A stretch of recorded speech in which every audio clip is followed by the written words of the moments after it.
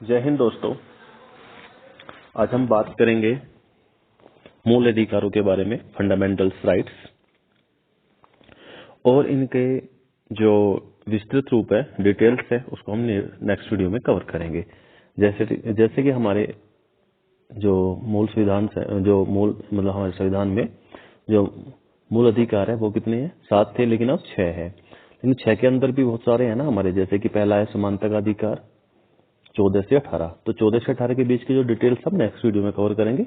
इसमें सिर्फ हम मतलब जो हमारे 6 के 6 7 के साथ है उनको कवर करेंगे। ठीक है, तो हम शुरू करते हैं। संविधान के भाग 3 में अनुच्छेद 12 से 35 तक मूल अधिकारों का वर्णन है। क्वेश्चन आप पूछा जा सकता है कि जो मूल अधिकार है हमारे, ये मूल अधिकार है हमारे, ये किस भाग में है? तो हमारा जवाब होगा भाग 3। और पूछा जाए कितने आर्टिकल से कितने आर्टिकल तक मूल अधिकारों का वर्णन है, तो इसका जवाब होगा 12 से 35 तक मूल अधिकारों का वर्णन है। ठीक है, और अगर क्वेश्चन आए कि ये कहाँ से लिया गया है, कहाँ से संबंधित है, तो ये अमेरिका के संविधान से लिया गया है। ओके, और क्वेश्चन ये भी आता है भाग 3 को क्या कहा जाता है? तो भाग 3 को, संविधान के भाग 3 को भारत का मैग्ना कार्टा कहा जाता है। मैग्ना कार्टा की संज्ञा दी गई है। ठीक है, नेक्स्ट। संविधान द्वारा बिना किसी भेदभाव के हर व्यक्ति के लिए मूल अधिकारों के संबंध में गारंटी दी गई है। जो हमारे संविधान द्वारा बिना किसी भेदभाव के, कोई हमारे उसके बीच में भेदभाव नहीं है, चाहे वो किसी भी जाति वंश धर्म का हो, तो उससे कोई फर्क नहीं पड़ता है, सबके लिए समान है। ठीक है, तो हर व्यक्ति के लिए मूल अधिकारों के संबंध में गारंटी दी गई है। उसमें क्या है? समानता, सम्मान, राष्ट्रीय हित और राष्ट्रीय एकता को समाहित किया गया है इसके अंदर। ठीक है, नेक्स्ट। ये अधिकार देश में व्यवस्था बनाए रखने, क्या काम है इनका? देश में व्यवस्था बनाए रखना एवं राज्यों को कठोर नियम के खिलाफ नागरिकों की आजादी की सुरक्षा करना। जो हमारे स्टेट्स है, जो हमारे हार्ड रूल एंड रेगुलेशन बना दिए जाते हैं, तो उनके खिलाफ है ये नागरिकों की हेल्प करते हैं। ठीक है, आजादी की सुरक्षा करते हैं। ठीक है, इनका उद्देश्य क्या है? इनके उद्देश्य का अभिप्राय कानून की सरकार बनाना है, न कि व्यक्तियों की। जो मौलिक अधिकार है, इनका उद्देश्य क्या है? कानून की सरकार बनाना है, न कि व्यक्तियों की। ठीक है, नेक्स्ट है, मूल रूप से संविधान में 7 मूल अधिकार थे। क्वेश्चन पूछा जा सकता है कि जो मूल रूप से, जो हमारा मूल संविधान था, उसमें कितने मूल अधिकार थे? तो उसमें थे 7 मूल अधिकार। ठीक है, आगे चलते हैं। तो हमारे कितने थे? 7 मूल अधिकार थे। ठीक है, किसमें थे? मूल जो हमारा स्टार्टिंग में जो हमारा कॉन्स्टिट्यूशन था, उसमें 7 मूल अधिकार थे। और पूछा जाए करंट में अब कितने हैं, तो करंट में हमारे 6 मूल अधिकार है। ठीक है, तो पहला है हमारा समानता का अधिकार, आर्टिकल 14 से 18। नंबर 2 स्वतंत्रता का अधिकार, ये है हमारा 19 से 22 तक। नेक्स्ट, शोषण के विरुद्ध अधिकार, ये है हमारा 23 से 24। नेक्स्ट, धर्म की स्वतंत्रता का अधिकार, जो हमारे धर्म की स्वतंत्रता का अधिकार है, ये है 25 से 28। नेक्स्ट, संस्कृति और शिक्षा संबंधी अधिकार 29 से 30। नेक्स्ट, संपत्ति का अधिकार, जो कि अब नहीं है मूल अधिकार, इसको हटा दिया गया। ये किसमें था? 31 में। नेक्स्ट, संवैधानिक उपचारों का अधिकार, ये आर्टिकल 32 में है। ओके, तो दोस्तों मैं बोल रहा था जो इसकी डिटेल्स है 14 से 18 के बीच में, जैसे कि 15 आता है, 16 और 17। ठीक है, और 19 से 22 के बीच में है, जैसे 20, 21 है। तो इनकी एक नेक्स्ट वीडियो होगी, उसमें हम अच्छे से कवर करेंगे डिटेल्स में, क्योंकि यूपीएससी के लिए संविधान बहुत अच्छा होना जरूरी है। क्योंकि टोटल जो कॉन्स्टिट्यूशन और लॉ से जो आएंगे, वो आएंगे 24 क्वेश्चन, और 24 में से हमारे स्पेशल कॉन्स्टिट्यूशन से आएंगे जो 16 क्वेश्चन संविधान से आएंगे, और प्लस 8 क्वेश्चन आएंगे हमारे लॉ से। तो संविधान बहुत अच्छा से तैयार होना चाहिए, और संविधान के अंदर ये बहुत इंपोर्टेंट पार्ट है, मूल अधिकार। इससे क्वेश्चन पूछा जाएगा, तो हम इसको अच्छी तरीके से डिटेल्स में पढ़ेंगे, और डिटेल्स में नेक्स्ट वीडियो में कराऊंगा, चाहे ये 2-3 वीडियो में कवर हो, लेकिन हम करेंगे अच्छे से, कुछ भी छूटना नहीं चाहिए। Okay, next.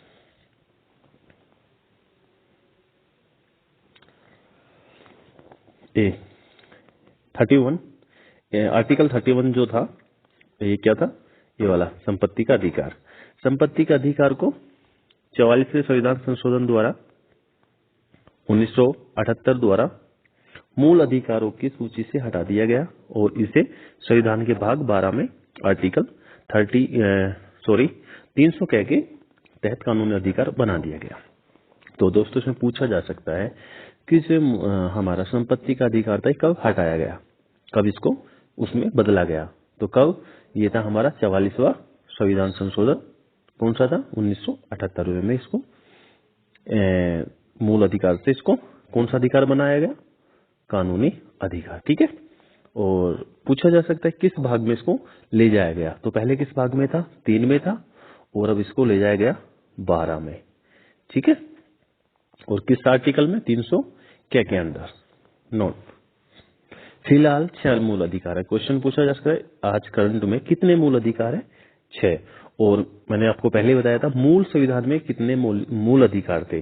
तो हमारे 7 मूल अधिकार थे और एक को हटा दिया गया है, और जिसको हटा दिया गया वो था हमारा संपत्ति का अधिकार। और संपत्ति के अधिकार को कहां और कब, इसको 44वें संविधान संशोधन द्वारा 1978 में कहां ले जाया गया, भाग 12 में जोड़ दिया गया 300 के अंदर। ठीक है, नेक्स्ट। राष्ट्रीय आपातकाल की सक्रियता के दौरान, जब हमारा राष्ट्रीय आपातकाल लग रहा है तो उसके दौरान हमारे आर्टिकल 20 और 21 में प्रत्याभूत अधिकारों को छोड़कर इन्हें लंबित किया जा सकता है। तो इसमें ये बताया गया है दोस्तों कि जो हमारे आर्टिकल्स है, जो आर्टिकल्स क्या है, मूल अधिकार के आर्टिकल्स है, उनको कब निलंबित किया जा सकता है। दोस्तों इनको निलंबित किया जा सकता है, बट कब किया जा सकता है, आपातकाल की सक्रियता के दौरान। लेकिन किसको नहीं किया जा सकता, वो हमारे 2 आर्टिकल है, आर्टिकल 20 और 21 को नहीं निलंबित किया जा सकता। ओके, तो याद रखेंगे, ये इंपॉर्टेंट चीज है, इंपॉर्टेंट फैक्ट है ये। ठीक है, इंपॉर्टेंट है, वेरी इंपॉर्टेंट है ये, इसको याद रखना कि आर्टिकल 20 और 22 को निलंबित नहीं किया जा सकता है। Next, article 32। आर्टिकल 32 उच्चतम न्यायालय जाने का अधिकार, याचिका है। तो हमारी रीट्स, तो क्वेश्चन पूछा जा सकता है रीट्स कितनी है। तो पहला क्वेश्चन होता है रीट्स कितनी है, रीट्स हमारी है, याचिकाएं कितनी है हमारी, कितने प्रकार से दायर की जा सकती है, 5 प्रकार से।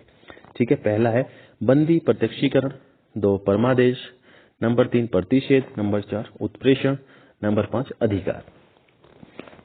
दोस्तों इससे क्वेश्चन पूछा जा सकता है किस टाइप से होगा, मैं बताता हूं आपको।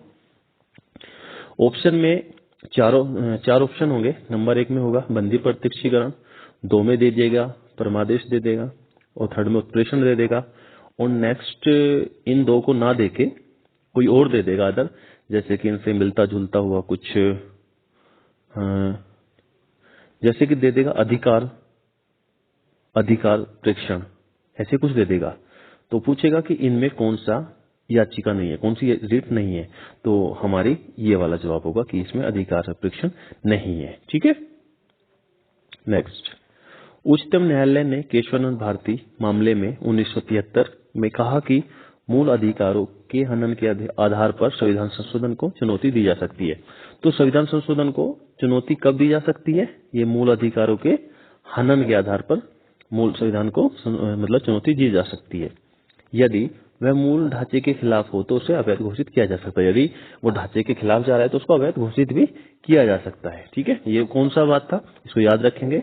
तो ये था केशवानंद भारती मामले का था ये मैटर 1973 का। ठीक है, एक इम्पोर्टेंट चीज ये भी है, ये भी पूछा सकता है कि रीट्स है जो हमारी, ये जो रीट्स है हमारी, ये किस आर्टिकल में है। तो ये है हमारे आर्टिकल 32 में। ठीक है, तो दोस्तों नेक्स्ट वीडियो में हम बात करेंगे इनकी डिटेल्स के बारे में। ठीक है, जो हमारे इनके डिटेल्स है इनके बारे में नेक्स्ट में बात करेंगे। अगर आपको ये वीडियो अच्छा लगता है तो प्लीज कमेंट्स करके बताएं कैसा वीडियो था, और इनकी डिटेल्स के बारे में भी अगर आप चाहते हो कि मैं जल्द से जल्द बनाऊं तो प्लीज कमेंट्स करें। Thank you so much, bye bye, take care.